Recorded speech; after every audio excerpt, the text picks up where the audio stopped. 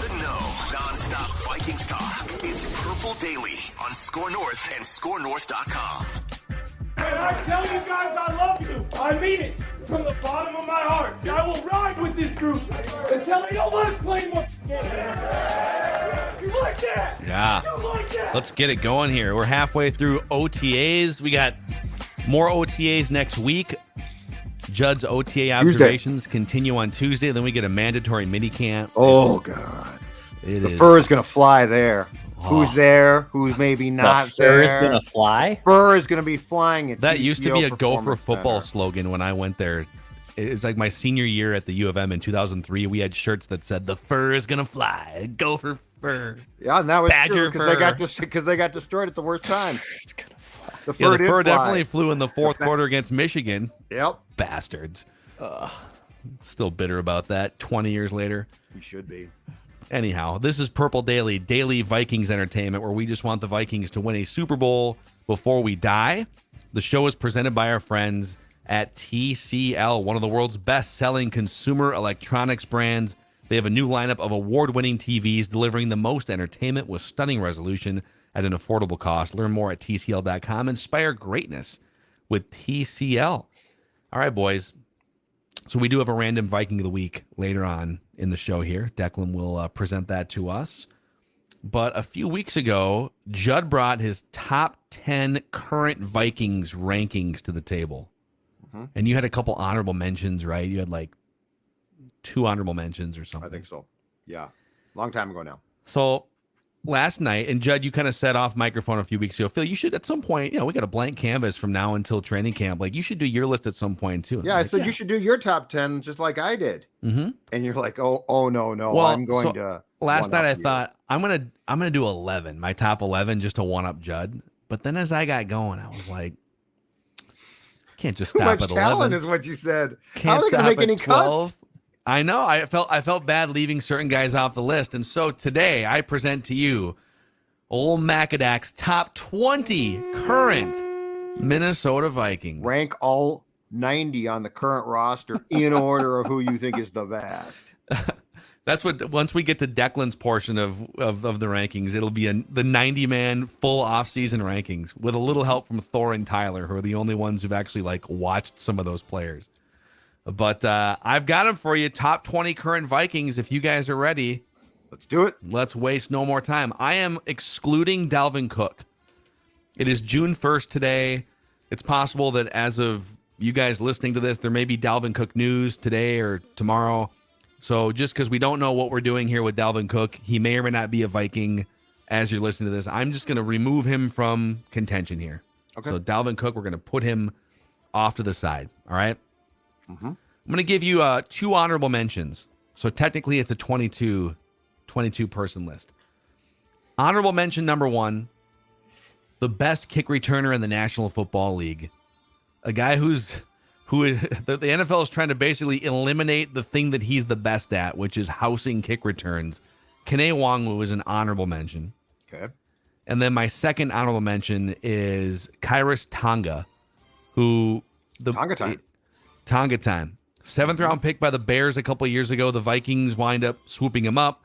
He played about 300 snaps last year and was just very sneaky effective up front in that 3-4 defense. Just a good, solid, rotational defensive lineman. Tonga time. All right. Those are the 2 honorable mentions. Number 20, Josh Metellus. He's the Vikings, now that Chris Boyd is gone, I think he's the Vikings' best special teams player.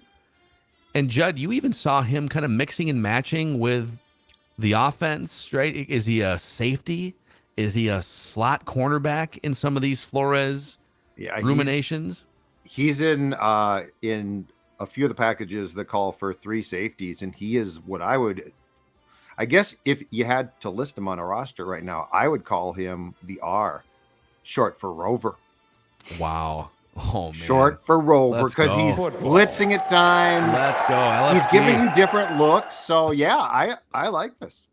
So Josh Metellus, and again, he's I think he had the second most special teams tackles on the team last year, just kind of all over the place. Teammates seem to love him. There's a story, I think Albert Breer had this, where Brian O'Neill, when he got hurt, walked into Kevin O'Connell's office and said, "Hey, we need another captain around here or another leader." And he recommended Josh Metellus. The team loves Josh Metellus as a leader, so he is the 20th best Viking on my list. Number 19, I think a guy that kind of gets forgotten when you talk about the secondary, but a guy that played more defensive snaps than anyone on the Vikings defensive roster last year, Cam Bynum, checking in at 19. Really curious to see what he looks like with Brian Flores. Safety in the NFL, but he was a cornerback at Cal in college. He could be another guy. Is he a rover? Is he a slot guy in coverage? Right. There's just a lot of things you can do with him. Yeah. Steen could replace him in safety, but then that wouldn't mean that Bynum wouldn't play because I think they're going to use 3 safety packages. Does he actually have to compete with Metellus then? Yeah, there's a lot of unknowns as far as the safeties go. Like the only thing I think we know for sure is Harrison Smith's going to start. But beyond that, I guess Steen's going to get a good chance to start, but who knows? Yeah. Got too much talent. Too much talent. How do you make cuts? All right, number 18. Well, speaking of, Jordan Hicks. I don't think he's guaranteed to make the team just for what you just mentioned. There could be a couple surprise veteran cuts. Mm-hmm. And depending on what some of the other younger linebackers look like throughout the offseason. But as of right now, Jordan Hicks, I think, is the 18th best player on this team. So among qualified linebackers last season, he actually graded 13th out of 90, according to PFF, in run defense. And Eric Hendricks was also still pretty good against the run. When those guys have to get out in space and cover young tight ends, Saquon Barkley coming out of the backfield against the Giants, it's a huge problem for them. But Jordan Hicks, I think, can still, I think he led the team in tackles. I mean, be nice if those tackles were happening a few yards closer to the line of scrimmage sometimes. Right. Sometimes that's a problem. Yeah, but he still has something left to give, and that's why he's on the team. So 18th, Jordan Hicks. I think his snaps go down. So I don't think he's going to be an every down player. I think that Asamoah stays on the field. And when they go these 3 safety looks, I think Hicks comes off. But that actually might make him at his age more effective too. Yeah. So, yeah, I think 18's fair. Number 17, Brian Asamoah.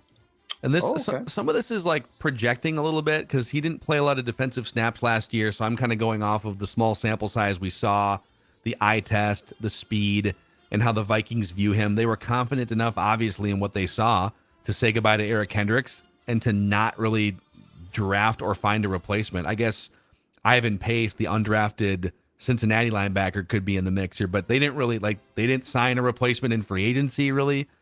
Brian Asamoah is a starter based on what they've seen so far. I'm going to go out on a limb here and say that if all goes well, by the end of the season, Brian Asamoah will be in your top 10. And I think that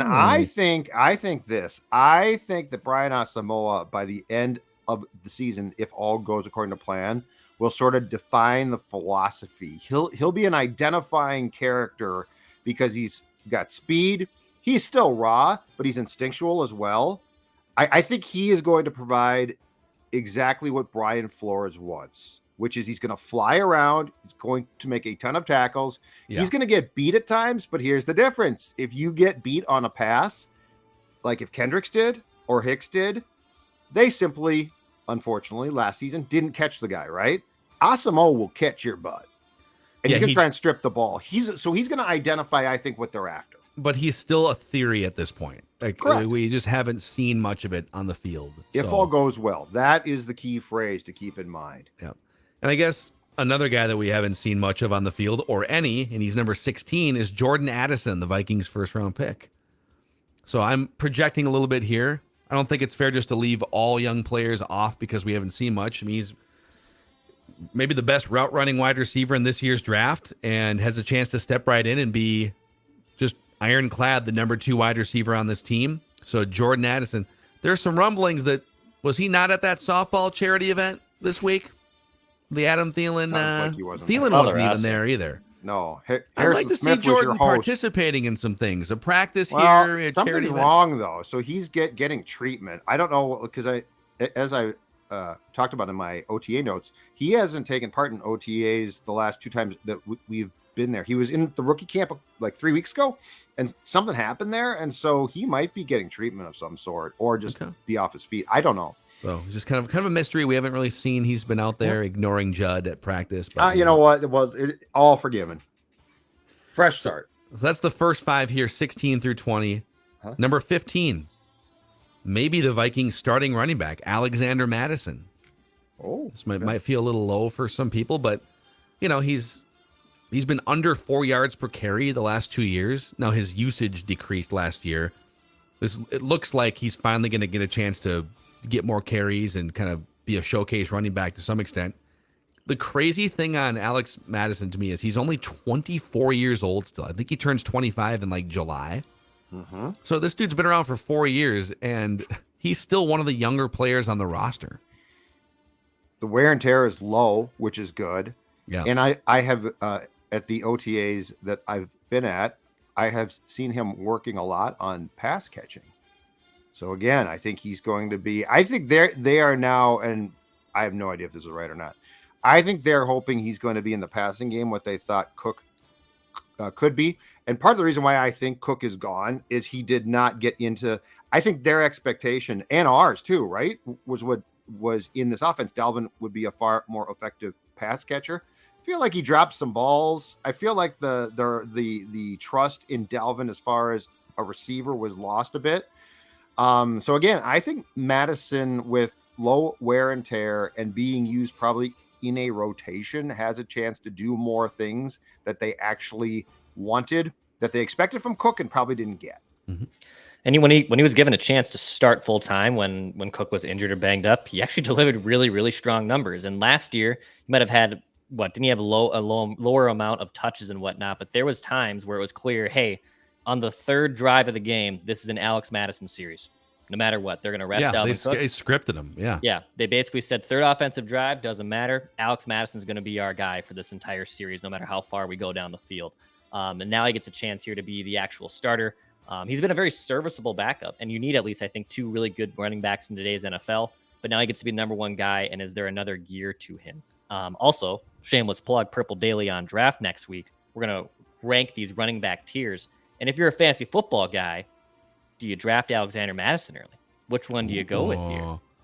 Little tease. Wow, look at that tease. Purple Daily on draft, a year-round Purple Daily spinoff show with Declan Thornystrom and Tyler Forness. A couple of draft nerds along with Declan there. But yeah, they're talking young prospect players to be in fantasy football every single week. Check it out. Okay, number 14, a Vikings newcomer. Josh Oliver, the 6'5", 260-pound run-blocking machine tight end. He is excellent at his craft.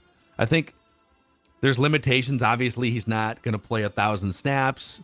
He did catch a bunch of passes in college, but he hasn't really done so in the NFL. So he's kind of a part-time player, but the thing that he's part-time at, he's among the best in the NFL. He was the second highest graded run-blocking tight end according to Pro Football Focus. So he's in here to help open up blocking lanes for Alex Madison and whoever else. And he's here to, I think, maybe make the Vikings a little bit more diverse in terms of the personnel sets they can use.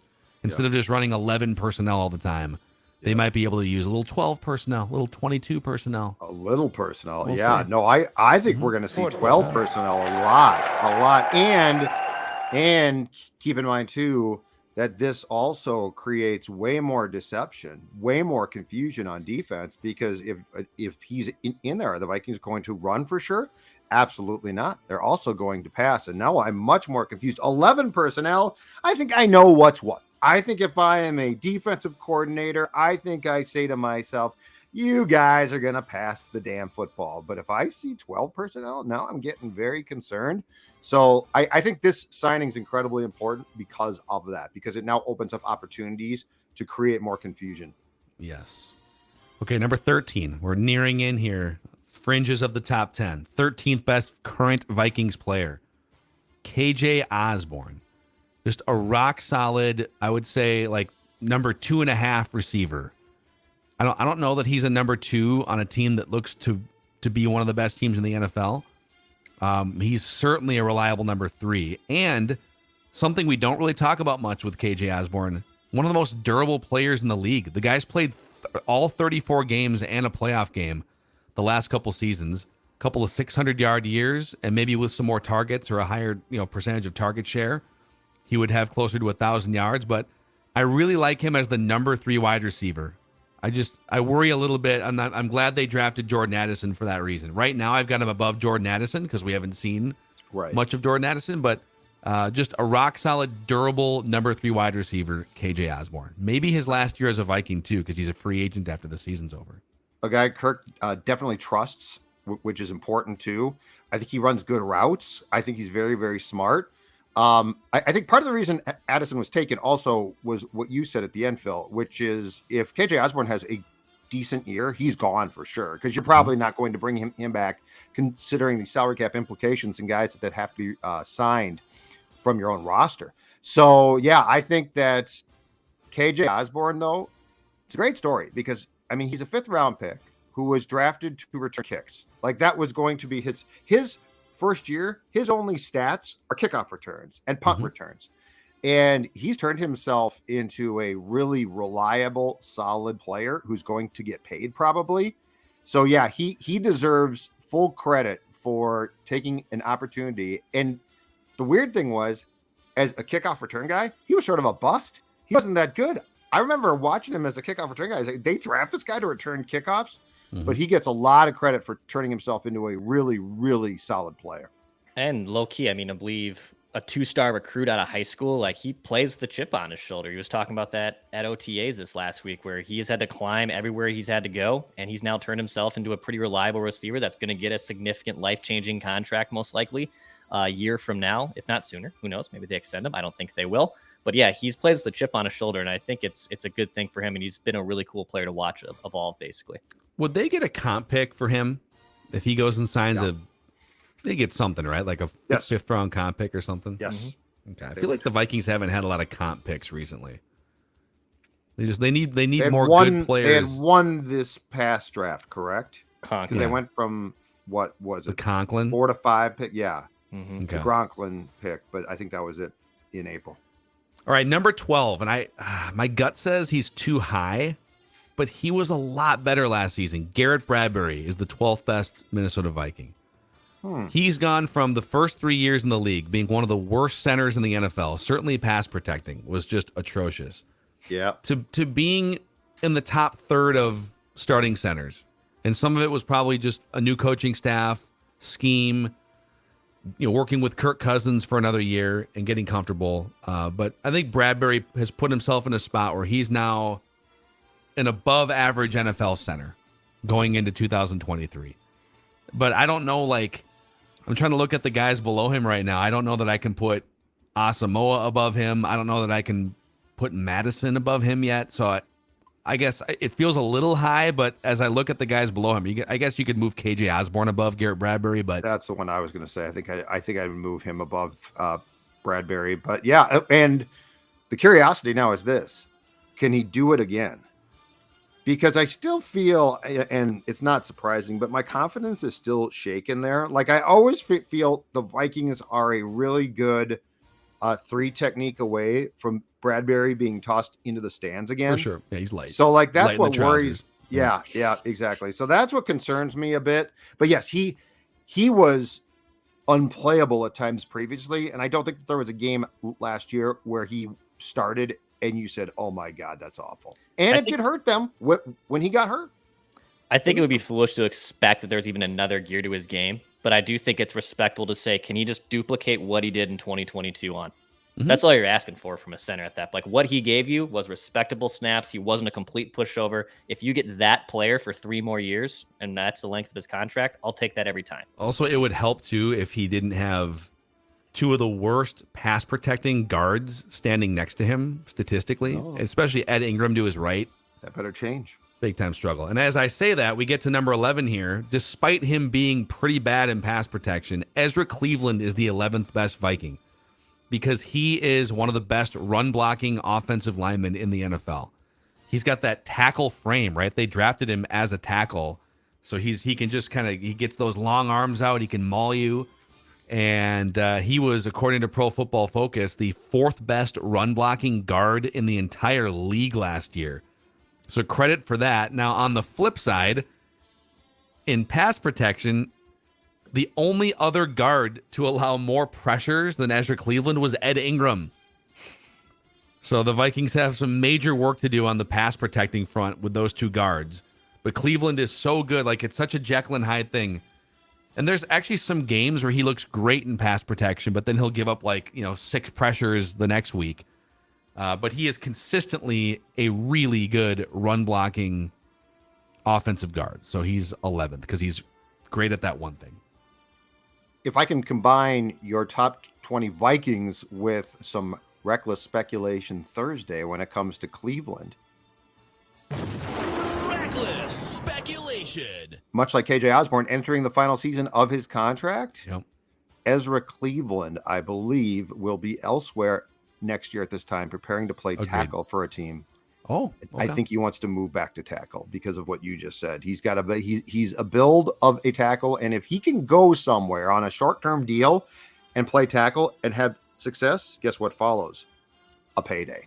So makes some sense. I don't think Ezra Cleveland is going to come back here in 2024 as a guard.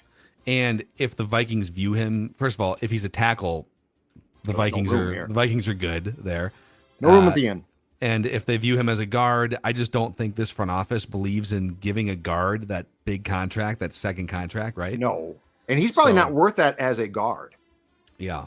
So he probably needs to go play. And I don't know that he knew that when the Vikings drafted him in 2020, I don't know that he knew at that time that he was going to be moved to guard, because our expectation was at that before Darrisaw that he would probably compete for the left tackle job. Mm-hmm. Yep. And if he can play, if he's a left tackle, a decent one, not even great, but if he is a decent one, he's going to make a killing eventually contractually. So we have moved into the top 10 here. Now we've got to the top 10 current. This is where my list was. Current Vikings players, and this chunk is presented in part by our new friends at 3 Jack. Dude, the food, I still think about those nachos that we had at 3 Jack like a month ago. Let's go back. I'll just wake up drooling. Like, what are you thinking about? Oh, the nachos at 3 Jack. Oh man, it's one of the best patio spots. It's yes, you can get your golf sim on, and why not? Get some swings in there. Obviously in the simulators, they're a great spot. They have great options. But boys, I got a little update from our friend Lucy at 3 Jack, because it's Patio Burger Series season coming up. That's right. Oh yeah. A different burger every week on the 3 Jack patio for just $10. Let's start with the K Burger that's coming next week, and we might need the adult films music here as I go through every topping. But we got Galbi glaze, we got some perilla on here, we got some soy onions. Oh my gosh! I mean, and there's gonna be a new one every single week. You can also go to 3jack.com to check out those specials and book your bay, of course. Go to 3jack.com, one of the best patios and golf simulations. Those are two of my favorite things. Go check out our friends at 3 Jack in the North Loop. Yeah, and when you support 3 Jack, you support us. So if you could, that would be awesome. Yeah, as you should be. I'm getting hungry for some lake time. Our friends at Power Lodge and Miller Marine can maybe help with that here. It's be like 89 degrees today. Oh, perfect. The weather last weekend. We're talking about the biggest Bennington dealer, I think, in the country, actually. Power Lodge locations in Brainerd, Onami, and Ramsey, and Miller Marine in St. Cloud, Judd.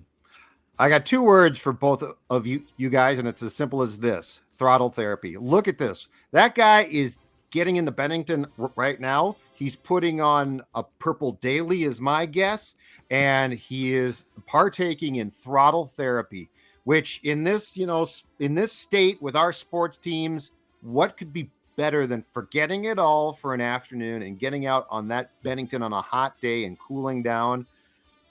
I think that's a pretty good recipe for success. Head to powerlodge.com or millermarine.com and get used to saving big. All right, boys, let's get into the top 10 here. The top 10 current Vikings. Byron Murphy Jr., number 10. He's the new 25-year-old, multifaceted free agent cornerback that they signed from the Cardinals. According to Pro Football Focus, this is a stat from 2021. Byron Murphy, toward the end of that season, was the highest graded cornerback in the entire league in single coverage. So if you can get this dude well, he's going to be in the slot quite a bit in nickel, but if you can get this dude in some matchups that he feels comfortable in, he can be a shutdown guy. I don't know that he's like, Revis Island, roads closed. I don't think we're talking about that type of like Sauce Gardner, but he should be a really good, solid, versatile cornerback that you can move inside and outside. If he's not pushing the top 5 by the end of the season, something has not gone right. Like, wow, I agree. Really? I agree with your point like right now. Solid top 10. I agree with your point right now. No, because I mean, this is supposed to be your marquee guy. No. But he's not like a top of the league marquee guy. He just happened to be one of the 3 or 4 best available. I said pushing towards the top 5. I'm saying he's got to move up a few spots here. Not you did the right thing for now. I am absolving you. I'm not blaming you. It's not your fault. It's not your fault, Phil. I mean, it's a 90-man roster. He's in like the top 12th percentile here. Okay, that's fine. I'm saying I want to see him at about 6 or maybe 5 by the end of the season. And I'm not going to back off that. I have big expectations here. Okay. I think your expectations are a little bit out of whack with like who he is as a player. I don't think he's as good as you're trying to shove him. I feel like you're creating some friction here that doesn't need to exist with Byron. Byron Murphy Jr. is a good cornerback, but not an elite cornerback. Okay, if he is successful, if he is good at playing outside and then going inside in nickel, you're going to move him up. I guarantee it. Okay. I'm not even putting pressure here. I'm just saying you're asking him to do a very important role, and if he succeeds, you are going to be impressed. Okay. Especially when we were forced to watch Chandon Sullivan last season. I know, but don't take, just because you had one idiot kid that like got arrested when he was 16 years old or something and like failed out of high school, doesn't mean that the next kid has to go to Harvard. Okay. Yeah, I went to St. Cloud. My brother barely passed high school. Look at Harvard's top 5. No. I just want him to be top 5. I said pushing the top 5, not in the top 5. I said pushing top 5. I want him at 6. Best case 5. I'm not asking him to be in the top 3. All I'm saying is that I think that this is one where my expectation in what hopefully is going to be a very improved defense is that Byron Murphy Jr. is going to play an instrumental role. Okay. Number 9. I think one of the more just unsung, unheralded, really good players on this team, Harrison Phillips. So, smarter people than me, Alex Boone, when we did the breakdown on Purple Daily after the Bills-Vikings game, we watched that Josh Allen fumble. This is just one anecdote of what Harrison Phillips brings to the table. So, Josh Allen, it's a kneel-down situation, but they can't kneel down because it would be a safety, and they just... Right. So, Josh Allen is about to snap it and then dive into the line of scrimmage for a quarterback sneak, and then the game's going to be over.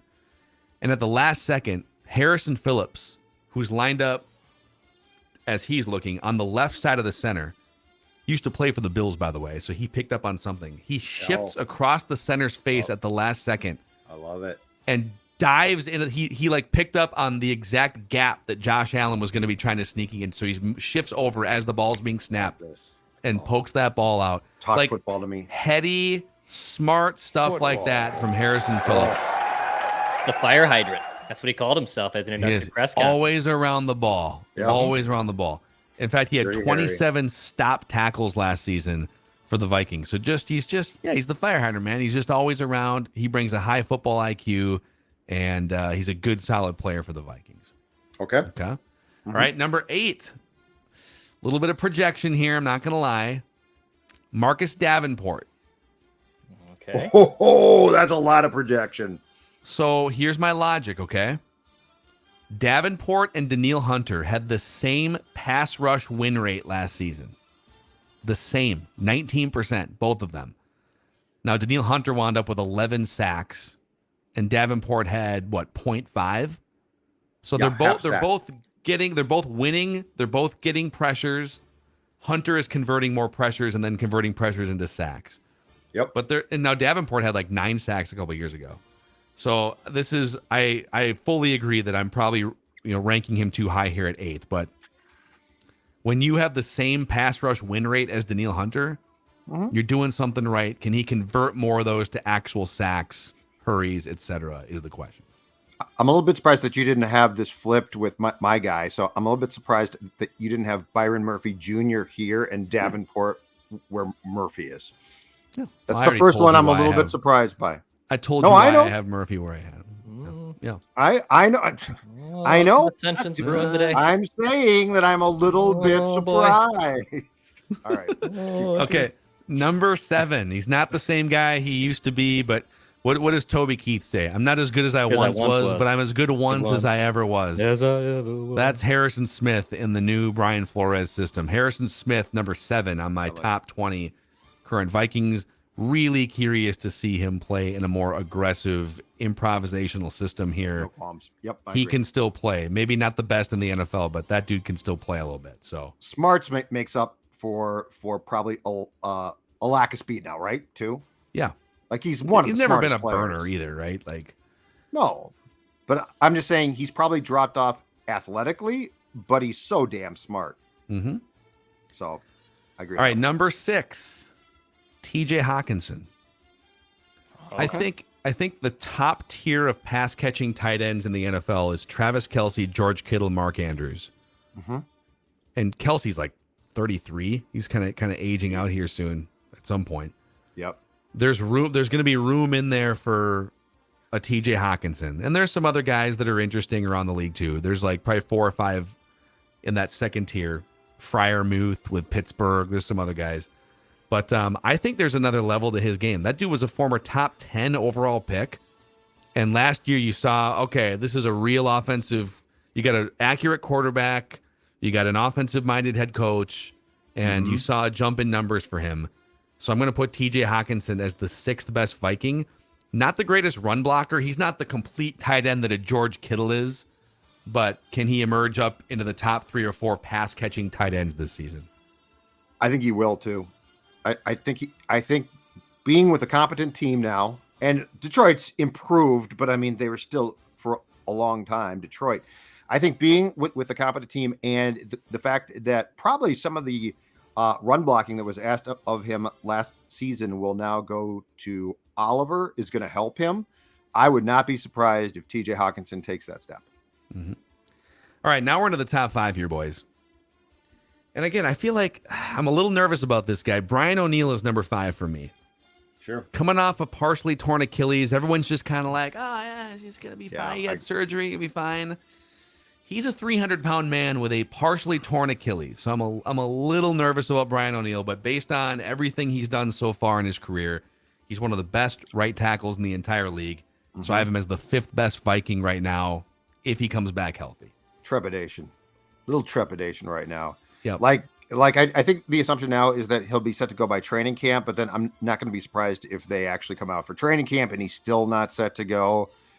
I'm with you. When it comes to Achilles and guys this big, I don't think that it can be just dismissed as a, hand surgery, right? Like, it's like, oh, he'll be fine. I think that's our assumption now.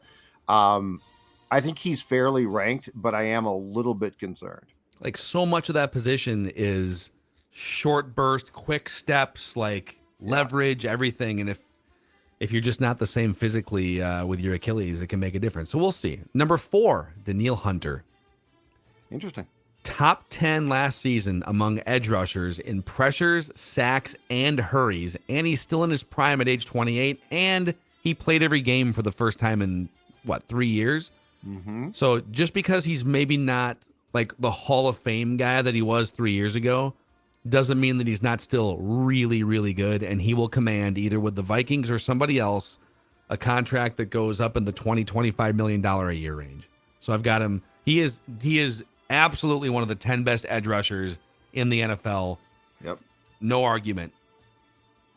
He is knocking right now because he went in that top 3. And I think in this defense, assuming he plays here, I think he might get there again. I could see that. Dukes keeps saying when we talk about Cook that he thinks that Cook has like one really good year left. I don't know about that, but I do think this. I think in the right defensive scheme now, Danielle Hunter has 1 or 2 really good years left. Yep. I really think. And it kind of feels like they have decided that, okay, he's young enough. Like he's certainly not Kendrick's age or Thielen's age. He's young enough. Let's see if we can get 2 years and work out a contract. And now we get to the top 3. Number 3, the 3rd best Viking. Old Kirky boy. Kirk Okay. Cousins. Okay. Tied the NFL record for fourth quarter comebacks last year. He led the greatest comeback in NFL history. Move over Frank Reich. Kirk Cousins now sits at the head of that table. Wish I had seen it. Yeah, you saw it on TV. Except my friends bullied me. Bullied me. He's durable, and he's definitely one of the top 12 quarterbacks in the world, just baseline. And on some days, he's like the sixth or seventh best quarterback in the world. Other days, when it's 4th and 8 and your season's on the line and he goes blue screen of death, it was a weird play call, but I definitely still have my questions about Kirk Cousins, especially as he gets older here. But there's a lot to like about him, and he's really he's primed to have the best season of his career. You're never going to get perfect circumstances, but when you have franchise tackles, weapons all over the place, second year in a system with an offensive-minded coach that empowers you, Yep. everything is lining up for Kirk to have a big season in 2023. And so even with some of the things that drive us nuts about him, he is the third best Viking right now. Okay. All right. So who is number 2? Okay, I'll just because now it's obvious. So number 2, Yeah. Christian Darrisaw, one of the best left tackles in the NFL, and number 1, the best wide receiver in the NFL, Justin Jefferson. I think that's very fair. Yeah, Cousins. I was curious if Kirk would be your 3 or just be a top 5 guy. I thought he might be 5. Yeah, I'm going to be fair to him. No, that's fair. That's great. I just was curious. I think a year ago, I think one of the big things we were saying is, man, if this dude could just put the team on his back a little bit more often, and he started to do that in 2021. And you got to give the guy credit in the regular season. And even that Giants playoff game, he was really, really good until the game was actually on the line. And then he just kind of goes back to the old Kirk. So, yeah, we're splitting a lot of hairs because he's one of the 12 best quarterbacks in the world. But, up until this year with his cap hit coming way down, he's been paid like he's one of the 3 best quarterbacks in the world. So, we'll see. This is a great situation for him. It's nice to have Justin Jefferson, Christian Darrisaw, protecting your blind side, TJ Hockenson out there. So Jefferson, Darrisaw, Cousins, Danielle Hunter, Brian O'Neill in the top 5. TJ Hockenson, Harrison Smith, Marcus Davenport, Harrison Phillips, Byron Murphy Jr. rounding out the top 10. Ezra Cleveland, Garrett Bradbury, KJ Osborne, Josh Oliver, Alexander Madison, 11 through 15. And then rounding out the top 20 current Vikings, Jordan Addison, Brian Asamoah, Jordan Hicks, Cam Bynum, Josh Metellus. Ideally, who takes the biggest leap? Ideally, a Caleb Evans, Andrew Booth Jr., Lewis Seen, none of whom are on the list. Those guys are on the list in a year from now, ideally. Mm-hmm. I think Asamoah taking a leap would be nice to see. I think Ivan Pace. I'm kind of shocked that he wasn't drafted because he has short arms or something. That's an interesting one. Yep, I agree with that. I could see Ivan Pace flirting with this list in a year from now. I have an idea for my list. How about for my list, the 10 most important Vikings players for 2023? Oh, A little twist. 10 Okay. most important players. you want to bring that 2023 season. bring that one next week, like I'll do next that Thursday? week. Yeah, The 10 or 20? Because I'm Phil doing did 10. 20. I got I'm not doing 20. embarrassed. You Trumped. should. 10. You be should feel 10. embarrassed. All right. Okay. 10. Then yeah, that's fine. Hey, do we have time for a random Viking of the week here? Yes. We good? Okay. Jad, are you good? Yeah. Okay, you just good? looked puzzled when we suggested it, so I was. Oh no, I was looking down at my notepad to write the names down. Or Jubb the was clues looking down at how much weight he's lost over the past couple years. That's what he was looking at. Oh, Why I don't you like tell that. the audience. Now that gives me that gives me, no pun intended, an entree to talk to you about my friends at Livia Weight Control Centers. A And by platter. entree, I mean Livia's food is outstanding. It's as simple as the guy on the left, 40 pounds heavier. The guy on the right, that's right, dropped 40 pounds. And the maintenance program has helped me. It's going to help you. So in other words, you're not just going to drop the weight, but their nutritionists and dietitians are going to help you keep the weight off. And that's the most important thing. And right now, have I got a special offer for you, but it's just about done. So you need to ASAP check this out. It's Livia's premier all access offer of 50% off plus a free gift. That could help you lose up to 15 pounds or more by the 4th of July. Imagine that. The offer ends on Friday. So get hold of them today. 855-GO-LIVEA. livea.com, livea.com. And I got a note last night saying I'd like to join, but I'm not in state. Is that a problem? Oh, no, that's not a problem. In fact, we've had a lot of folks from the PD family who have done exactly that. They can do it all virtually. They can send you the food, and it's not a ton of food, so it's not like shipping a ton of meals and stuff. Livea.com, in the state or outside, they're going to help you drop that weight. livea.com. Also, real quick, for all you riders out there, all you victors, all right, it's riding season. Make sure your motorcycle is ready with Dennis Kirk. Whatever you ride, you'll find what you need at DennisKirk.com so you can ride more and weight less. Over 180,000 parts and accessories in stock, clothing and helmets as well. Shipping is free for orders over $89. If you order by 8 p.m., they ship the same day. Everything you need for your ride at DennisKirk.com. It's time for a Random Viking of the Week here. Declan and I team up every other week against Judd. And Judd generally beats us over the long haul. 53-32 lead for Judd. Although Declan's on like a 4-game win streak against Judd, I'm on, I believe, a 5-game losing streak against Judd. So the clues are going to be Declan's. We get up to 3 incorrect guesses each, and we are eliminated. Okay, and quickly before I get to this clues here, I propose a new system for Random Viking and Athlete of the Week. Whoever loses has to then ask the questions. Does that make sense? So then that way the winner has a chance to keep going on his streak. Oh, it's like Jeopardy. Yes. Oh. The I love loser. it, So dude. you're really Yes. getting full of yourself is what That I'm is hearing. correct. You're So we getting can- Absolutely correct. So I'm fine with we that. can reset this now, and we can just do like. So Judd will now integrate into Vikings clues here, Sure. right? Okay. I love it. Yep. I vote Nope. yay Let's do it. or I, whatever it is. But you know what? When you get haughty like that, Declan, you know what happens. Mhm. The random gods come and get you and That's knock right. you off your pedestal. Yeah, that's what happens. All right, let's go after this here. This Random Viking of the Week played in 117 games with the Minnesota Vikings. And by the way, I don't have my dinger or buzzer since I'm at the home studio, so I will just a cappella that. I got it. Or I can have Phil do it too. Just one. All right. This Random Viking of the Week in high school played the following positions: running back, kicker, punter, quarterback, linebacker. He played all of those positions on his high school football team. Jeez.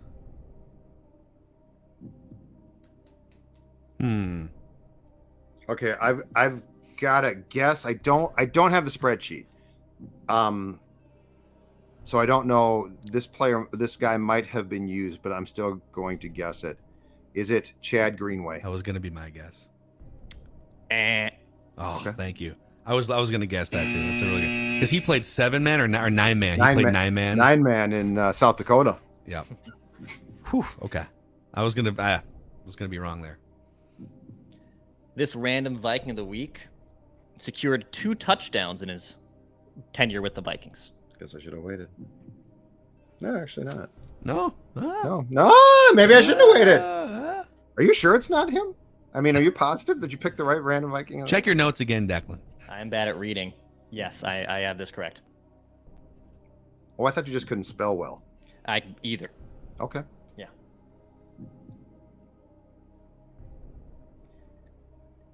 What do I want to give you here? This Random Viking of the Week.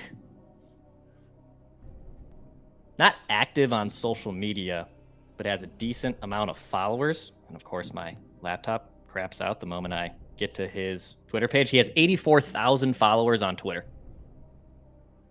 84,000 followers on Twitter. Doesn't tweet a lot, though.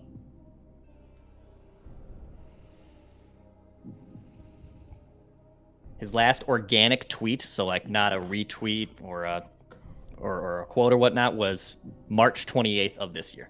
Okay.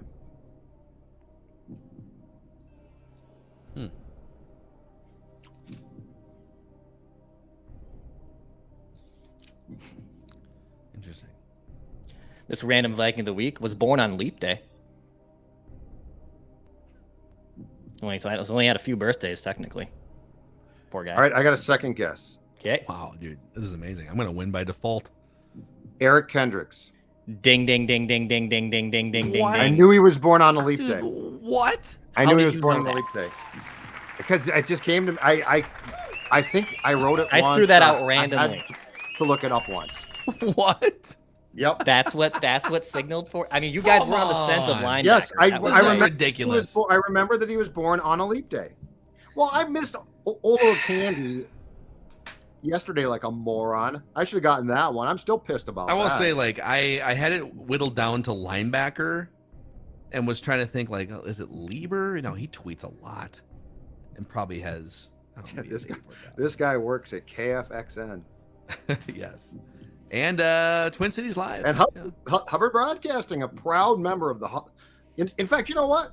Why doesn't Ben join us on the show sometime? I'd I mean, love he's to. a Hubbard family. I don't he's a think- good guy too, actually. I will say I would love for that to happen. I don't think contractually he's allowed to. I think he's like ironclad at the radio station. That His he next works for, contract, so. can we slip in just quietly a clause that waives the KFXN rules? How about a poison pill? A Yeah, poison that's pill. what I'm saying. That's what I'm saying. Can we do it? Can we try it? We Let's can go to legal. maybe see what we can do. Yeah. Well, congratulations to Judd for just knowing oddly specific birthday information about It is weird. Vikings players. Eric Kendricks. So Judd now with his 54th all-time win in Random Viking of the Week. Let us know. Do you disagree with the top 20 current Vikings? Who would you add? Who would you take out? Who's too high? Who's too low? Should Byron Murphy be the second player on that list above Christian Darrisaw? Let us know. Purple Daily. We'll see you guys tomorrow for a Feedback Friday.